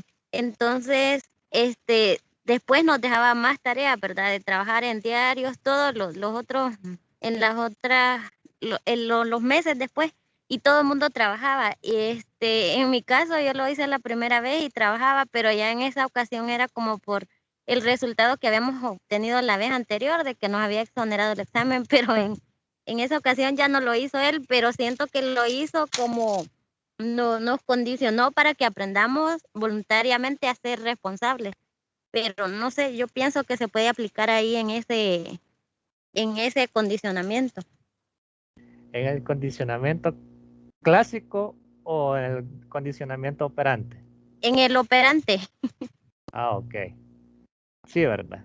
Entonces, dentro de lo que es el condicionamiento operante, pues surgen, ¿verdad? Lo que son ciertas etapas o ciertas pasos, ¿verdad? Que es el razonamiento, ¿verdad? ¿Qué es el razonamiento dentro de lo que es el condicionamiento operante?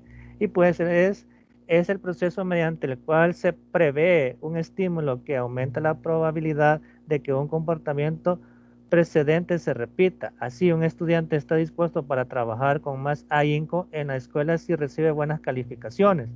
Es probable que los trabajadores laboren más arduamente en sus empleos si sus refuerzos o sus esfuerzos se vinculan a un aumento de salario. Y las personas estarían dispuestas a comprar un boleto de lotería si se les refuerza con premios, al menos ocasionalmente. Y pues también habla del castigo, ¿verdad? Que pues por ahí lo mencionaba Fernando. ¿Y qué es el castigo? Que es la introducción de un estímulo agradable o doloroso a la eliminación de un estímulo deseable, dice. Reducirá la probabilidad de que un comportamiento precedente ocurra en el futuro.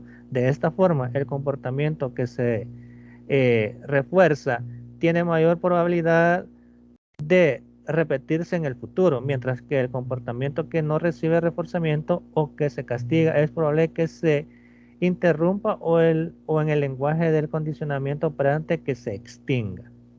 Los principios del condicionamiento operante se usan en la modificación conductual, una técnica formal para promover la frecuencia de los comportamientos deseables y reducir la incidencia de los no deseables. Es decir, este comportamiento operante modifica la conducta de una manera, quizás por así decirlo, eficaz, ¿verdad? En cuanto a lo que es el desarrollo del niño. Y vamos a hablar un poco sobre lo que es la teoría del aprendizaje cognitivo social. Y pues esta nos habla, ¿verdad? Que es un enfoque que estudia el aprendizaje formulado y desarrollado por el psicólogo Albert Bandura. De acuerdo a la teoría cognitivo-social es un enfoque que estudia el aprendizaje que se realiza al observar el comportamiento de otras personas llamados modelado o modelo. La teoría del aprendizaje cognitivo social sostiene que cuando se ve que el comportamiento de un modelo de recompensa es muy probable que uno imite ese comportamiento. Por ejemplo, en un experimento clásico, niños tenían miedo a los perros, se expusieron a un modelo apodado Juan Sin Miedo, quien jugaba muy felizmente con un perro. Después de la exposición, los niños que anteriormente tenían mucho miedo tuvieron más probabilidades o posibilidades de acercarse a un perro extraño que los niños que no tuvieron ese modelo. ¿Qué me podrían aportar ustedes de acuerdo a lo que leyeron sobre esta teoría del aprendizaje cognitivo social? Dígame, Néstor. Bueno, en esta teoría, pues lo que yo pude analizar es que realmente desde la formación del niño, desde su temprana edad, siempre va imitando. Incluso estoy viendo aquí la figura que está presentando, cómo está imitando lo que está viendo en la televisión. Entonces, esa imitación a veces de los padres, de los amigos, en la escuela, de eso viene a formar nuestra aptitud o la aptitud de los demás, ¿verdad? Pero depende de lo que se vaya a imitar.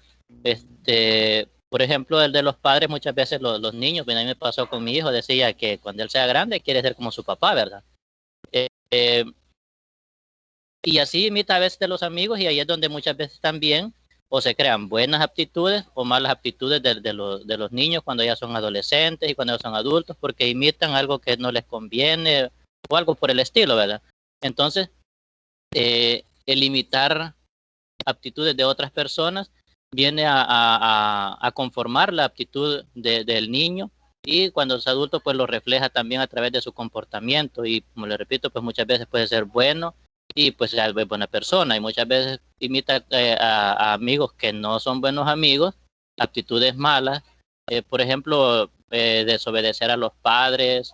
En la escuela muchas veces se da el caso de que los amigos instan a los compañeros a que en lugar de ir a la clase mejor se vayan a hacer algún juego, alguna otra actividad diferente a la que tienen que hacer. Entonces allí estarían como imitando algo que no debían de hacer, y se crea un hábito de conducta errónea y una formación incorrecta en su personalidad.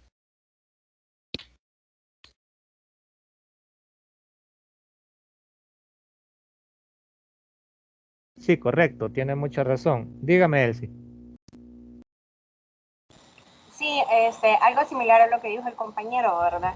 La verdad que creo que todas las personas desde que somos pequeños, nuestro mayor modelo es la persona con la que convivimos, porque siempre me he fijado, ¿verdad? Si la mamá es una de las personas que les encanta decir malas palabras o para decir malas palabras tal vez es de lo más normal o común, el niño lo hace y no tiene ninguna extrañez ni ningún pensar porque diga malas palabras. En cambio, si vive con alguien que no está acostumbrado a decir malas palabras, ¿verdad? Ya escuchar eso ya llama la atención, llama la vista. Entonces, el modelaje siempre inicia en casa.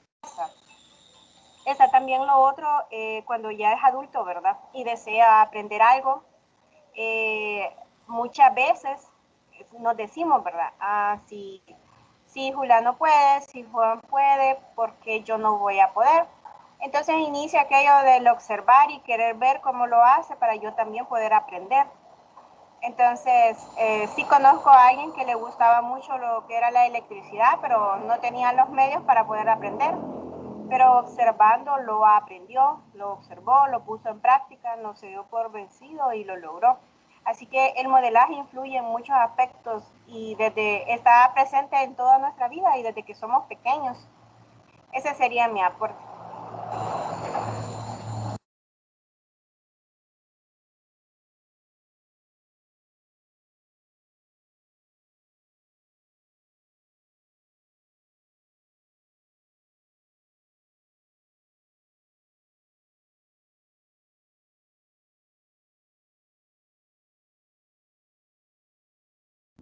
Sí, correcto, ¿verdad? Cada uno de ustedes ha tenido a bien mencionar eh, esas, su aportación, ¿verdad? Y son bien acertadas.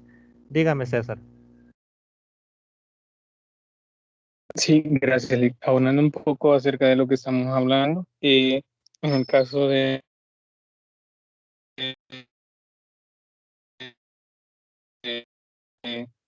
le sugiere esto bastante se ve influenciado dentro de la familia, como bien ya lo han estado hablando los compañeros. Y da el caso que donde yo vivo hay una familia cercana. Y lo primero que los niños hacen es decir malas palabras, malas expresiones. Entonces lo que la familia hace es celebrar eso. Si la niña dice eso, si el niño dice lo otro, entonces le aplauden y le dice que trate a las demás personas como lo está haciendo. Lo hacen como que eso fuese un gran logro, que fuese algo de lo que se tiene que celebrar. Y también viéndolo de manera positiva también, hay padres que influyen mucho en el caso de sus hijos, de qué es lo que quieren ser cuando sean grandes, de acuerdo a lo que el padre hace, el niño quiere hacerlo así, y asimismo también influye de manera negativa, ya que en muchas ocasiones el hecho de ver a un padre que sea alcohólico, se puede decir, no en todos los casos, ¿verdad? Pero sí se llegan a dar los casos que el padre sea alcohólico o drogadicto, entonces el niño crece en ese ambiente. En el caso de las familias, por ejemplo, los niños en la escuela nos vamos a topar con casos bastante extremos. Por ejemplo, hay niños que los papás pertenecen a pandillas o a maras y ya van con ese conocimiento, con ese modo de pensar ellos. Entonces, es bastante difícil cambiar eso que se está viendo, que lo están captando en ese aprendizaje cognitivo. Es bastante difícil trabajarlo porque ya lo traen desde la familia y un conocimiento que sea de familia, que sea del hogar, es bastante difícil cambiarlo, es bastante difícil quitarlo solamente. Ok, muchas gracias por su aporte. Dígame, Fernando.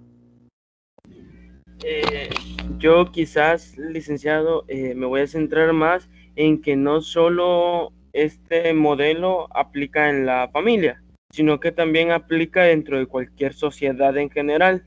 Aquí quizás es un poquito mezclada la teoría, siento yo, ya que por lo menos en el caso, y yo vuelvo otra vez a la escuela, que hay muchos alumnos, así como lo decía mi compañero César, que vienen de familias de bolos, de drogadictos, de mareros, permítame un ratito, y etcétera, ¿no?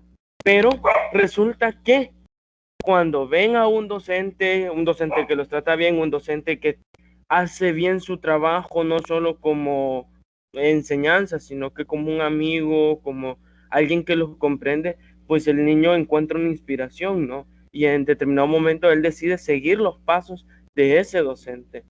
En muchas ocasiones, muchos de los que han estudiado el profesorado o las licenciaturas han sido porque un docente les ha marcado. Entonces ese docente se vuelve la persona modelo. En otras ocasiones ni siquiera es un docente, a veces es una persona cualquiera que se encuentra en la calle uno, pero que por un testimonio, por A o B razón, uno decide seguir esos pasos. Solamente. Ok, correcto, ¿verdad? Cada uno de ustedes ha dado su punto de vista y es totalmente acertado, ¿verdad? A lo que hablábamos, a lo que estamos discutiendo en este momento. Cómo lo social influye mucho, ¿verdad? En nuestra cognición, ¿verdad? En nuestro aprendizaje.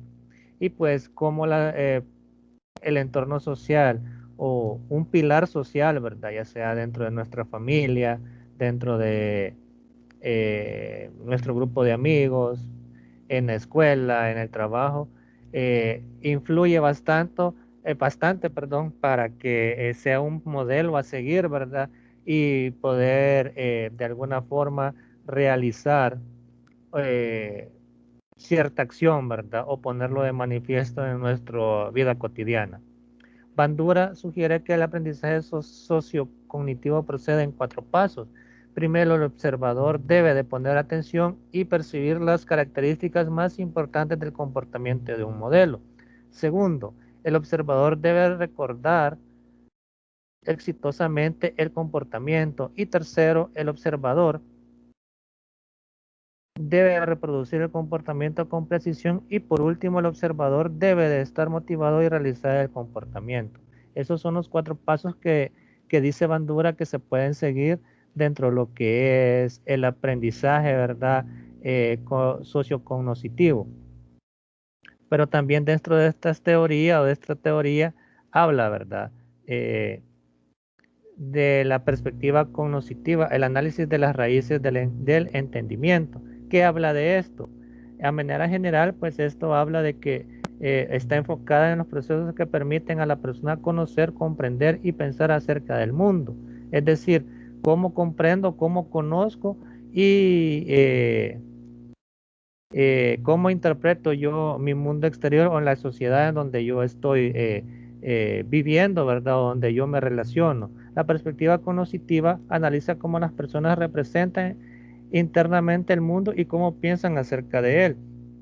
Cada persona, como lo venía repitiendo, es un mundo, ¿verdad? Cada persona se ha crecido, se ha desarrollado en un ambiente totalmente diferente, pero cómo estas personas al momento de coincidir en la sociedad, ¿verdad? Nuestros amigos, nuestros compañeros de trabajo, nuestros compañeros de universidad, al momento de coincidir y estar cerca del mismo estímulo, dentro de la misma situación, tenemos ese pensamiento totalmente uniforme, ¿verdad? Totalmente acertado sobre esa situación que estamos viviendo. Entonces, de eso también habla lo que es la perspectiva y de cómo nosotros, cada uno entiende el mundo en el que nosotros nos estamos o donde nosotros nos desarrollamos. Habla también, ¿verdad?, de lo que es, habla también de lo que es la teoría del desarrollo cognitivo de Piaget. Y esta habla, pues, más que todo que dice la teoría, ningún investigador ha tenido un efecto tan grande sobre el estudio del desarrollo cognitivo como Jean Piaget, un psicólogo suizo que vivió de 1896 a 1980. Él propuso que todas las personas pasan por una secuencia fija a través de una serie de etapas universales del desarrollo cognitivo. Sugirió que no solo la cantidad de información aumenta en cada estadio, sino que también cambia la calidad de conocimiento y de comprensión. Su enfoque se centró en el cambio de la cognición que ocurría conforme los niños se movían de una etapa a la siguiente. Más que todo, esta habla de cómo cada persona entiende el mundo que los rodea, ¿verdad? La sociedad, lo que veníamos hablando, cómo la sociedad también influye, pero cuando hablamos de sociedad también hablamos de nuestra familia, de nuestro entorno más cercano, ¿verdad? Nuestros tíos, nuestros padres, nuestros hermanos, cómo influyen en cada etapa de nuestro desarrollo. Piaget mencionó, ¿verdad?, que también el pensamiento humano se ordena en esquemas, patrones mentales organizados que representan comportamientos y acciones en los infantes. Tales esquemas representan un comportamiento concreto, un esquema para succionar, uno para alcanzar y uno para cada comportamiento separado. Es decir, para Piaget, el ser humano construía su pensamiento a través de esquemas, ¿verdad? A través de pequeños esquemas mentales donde él ponía en acción cada uno de los pasos aprendidos en su etapa de desarrollo, en cada etapa de su desarrollo. Y también habla del enfoque de procesamiento de la información, que nos habla pues que el procesamiento de la información se ha convertido en una importante alternativa de los enfoques piagetanos. Los enfoques de dicho procesamiento buscan identificar las formas en las que los individuos toman, usan y almacenan la información. Aquí pues nosotros, o habla Piaget, ¿verdad?, de que el ser humano está en constante aprendizaje, ¿verdad? Nosotros estamos en constante aprendizaje todos los días, ¿verdad? Cuando salimos a comprar, cuando estamos con nuestra familia, cuando estamos viendo televisión, cuando estamos viendo el periódico, cuando estamos hablando con el vecino, con nuestros amigos, con nuestros compañeros, en fin, en cada etapa o en cada proceso diario que tenemos como ser humano, estamos aprendiendo, ¿verdad? Pero el enfoque del procesamiento de la información nos dice que el ser humano selecciona, ¿verdad? Y pues clasifica la información, qué información yo puedo utilizar y qué información puedo estar yo almacenando, ¿verdad? O qué información yo puedo estar rechazando a lo largo de nuestro desarrollo, ¿verdad? Nuestra vida. Y pues habla también de la perspectiva contextual, un enfoque amplio del desarrollo. Y pues, ¿de qué nos habla esta perspectiva? Ella habla pues de que considera la relación entre individuos y sus mundos físicos, cognitivos, de personalidad y social. Sugiere que el desarrollo único de un niño no se puede visualizar adecuadamente sin observar al niño inmerso dentro de un complejo contexto social y cultural. Esta pues habla de que nosotros no podemos hablar de un comportamiento solo por ver al niño, ¿verdad? O sea, vimos a Miguelito, vimos a Fernandito, vimos a Carlitos y a nosotros ya identificamos su personalidad. No, tenemos que verlo desarrollarse dentro de lo que es el entorno social, ¿verdad? Cómo se desenvuelve en la escuela, cómo se desenvuelve con sus amigos, cómo se desenvuelve en su entorno familiar. A eso habla esta perspectiva, que nosotros para identificar una personalidad tenemos que verlo en un ambiente social, es decir, cómo él se manifiesta en su entorno social. Y habla también de lo que es el enfoque bioecológico del desarrollo. Y esta pues nos habla más que todo de que el psicólogo Uri Bronfenbrenner propone el enfoque bioecológico y sostiene que existen 4 niveles del ambiente que influyen simultáneamente en los individuos, que nos es posible comprender por completo el desarrollo sin considerar cómo un individuo recibe influencia de cada uno de estos niveles. ¿Y cuáles son estos niveles? El microsistema, ¿cuál es el microsistema? Es nuestra familia, ¿verdad? Hablamos de un microsistema que está ahí nosotros, ¿verdad? Nuestros padres, nuestros hermanos, nuestros abuelos, nuestros tíos. Él ve a este entorno como un microsistema, ¿verdad? El mesosistema. ¿Qué es el mesosistema? Está constituido por conexiones entre los diversos aspectos del microsistema, como eslabones de una cadena. El mesosistema vincula al niño con sus padres, a los estudiantes con sus profesores, a los empleados con los jefes y a los amigos con los amigos, y reconoce las influencias directas en el individuo, ¿verdad? Ese es el mesosistema. ¿Y el exosistema? ¿Qué es el exosistema? El exosistema es más que todo instituciones sociales como el gobierno local, la comunidad, la escuela, los centros de trabajo, etcétera, ¿verdad? Y también está por último lo que es el macrosistema. ¿Qué es el macrosistema? Es en general pues la sociedad, ¿verdad? Los tipos de gobierno, el sistema de valores religiosos y políticos y entre otros factores amplios son parte del macrosistema. Entonces, quiere decir que para... y por último dice el cronosistema, dice, que pues subyace en cada uno de los sistemas previos, implica la forma en que el paso del tiempo influye en los eventos históricos de nuestra vida. Entonces, para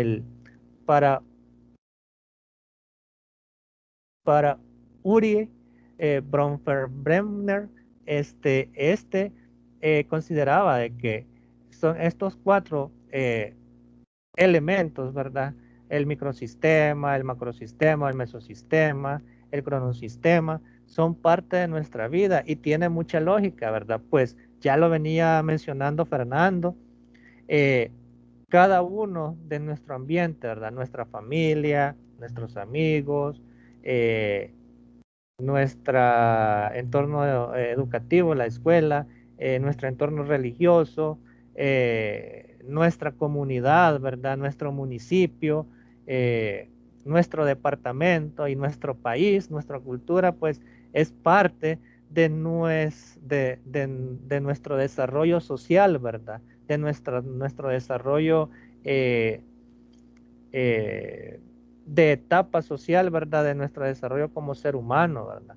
Y pues podemos verlo, ¿verdad? Un niño, pues, vamos a ponerlo así, dos niños salvadoreños, uno que se desarrolla en el ambiente salvadoreño y otro que se va del país a la misma edad que el otro, ¿verdad? Que se queda aquí y se vaya para otro país, Estados Unidos o Francia o Italia, ¿verdad?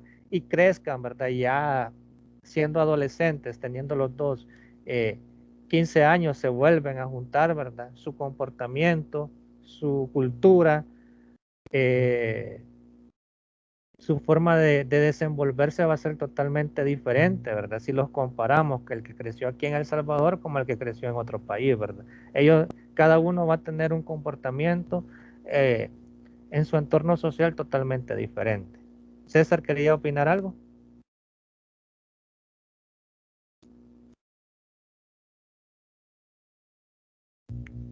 César, ¿quería opinar? Noli, gracias. Tenía levantada la mano, perdón, ahorita la bajo. Gracias. Ok. Entonces de eso nos habla el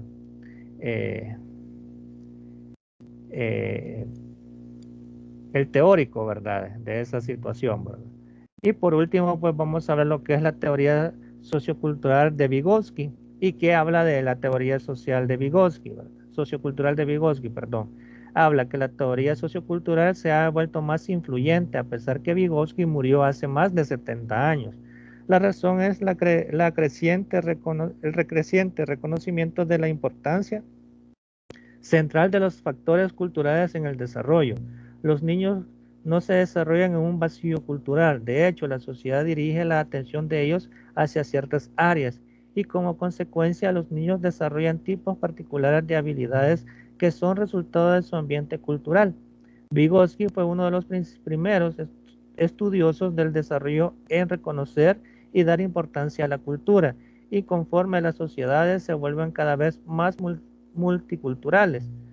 La teoría sociocultural ayuda a comprender las ricas y variadas influencias que forman al desarrollo. Y lo podemos ver aquí, ¿verdad? Lo podemos ver aquí en nuestro país, más que todo. No es lo mismo las acciones, o podríamos decirle la cultura que existe en la zona oriental como la que existe en la zona occidental o central, ¿verdad? Hay ciertas, por así decirle, o decirles ciertas actividades religiosas, si la podemos ver así, que se hacen en la zona oriental que no se hacen en la zona central o occidental y viceversa, ¿verdad? Entonces, cada zona, por así decirlo, de nuestro país tiene ciertos rasgos culturales, ¿verdad? Que pues de una forma influyen en el comportamiento del ser humano y que a medida van creciendo, pues se van poniendo de manifiesto, ¿verdad? Entonces, y son parte de nuestro entorno social. Y pues por último, las perspectivas evolutivas, ¿verdad? Constituyen contribuciones de nuestros ancestros al comportamiento, ¿verdad? Y básicamente habla de lo mismo, ¿verdad? La perspectiva evolutiva busca identificar el comportamiento que es resultado de la herencia genética de nuestros ancestros. Se enfoca en cómo se combinan los factores genéticos y ambientales para influir en nuestro comportamiento. La perspectiva evolutiva se apoya considerablemente en el campo de la etología, que examina las formas en que la configuración biológica influye en el comportamiento. Esta habla, pues, creo que una de nuestras compañeras lo tocó al principio de la tutoría, de cómo influía lo biológico, ¿verdad? Nuestra herencia, ¿verdad? Que hablábamos, ¿verdad? De la comparación y ella decía de que ella había sacado el carácter de sus abuelos, ¿verdad? Y también parte del carácter de su padre. Entonces, de esto nos habla la perspectiva evolutiva, ¿verdad? Cómo estos rasgos comportamentales se van heredando a medida, generación por generación, va llegando a la familia, ¿verdad? Entonces, así sucesivamente se va creando esta perspectiva evolutiva y nos damos cuenta, ¿verdad? Pues nuestros abuelos venían de familias totalmente diferentes, se unieron y se unieron la cultura, ¿verdad? Que cada uno traía, el comportamiento que cada uno traía de su familia y se formó una. Así crecieron nuestros padres, ¿verdad? Nuestro padre, digamos, nuestros padres crecieron también en ambientes totalmente diferentes, en familias totalmente diferentes. Se unieron y crearon, ¿verdad? Procrearon, nos procrearon a nosotros. Nosotros cuando nos casamos, nuestra esposa, nuestro esposo, viene de una cultura totalmente diferente, ¿verdad? Se unen las dos culturas, con ciertas diferencias, ¿verdad? Y pues nace nuestro hijo en medio de esa configuración de las dos culturas que tiene el padre y la madre, ¿verdad? Y así sucesivamente se va formando la perspectiva evolutiva. No sé si hay dudas, inquietudes, algo que agregar.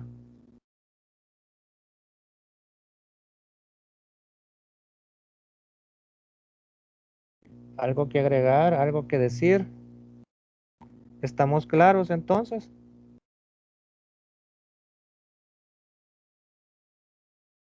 Hola, hola. Ya, sí, está bien, todo claro. Ok. Entonces quizás ya para ir finalizando, ¿verdad? Solamente pues dar unos recordatorios, revisar plataforma virtual constantemente. Yo sé que vamos a estar de vacaciones y pues solamente como recordatorio, ¿verdad? Revisar, ¿verdad? La plataforma, ¿verdad?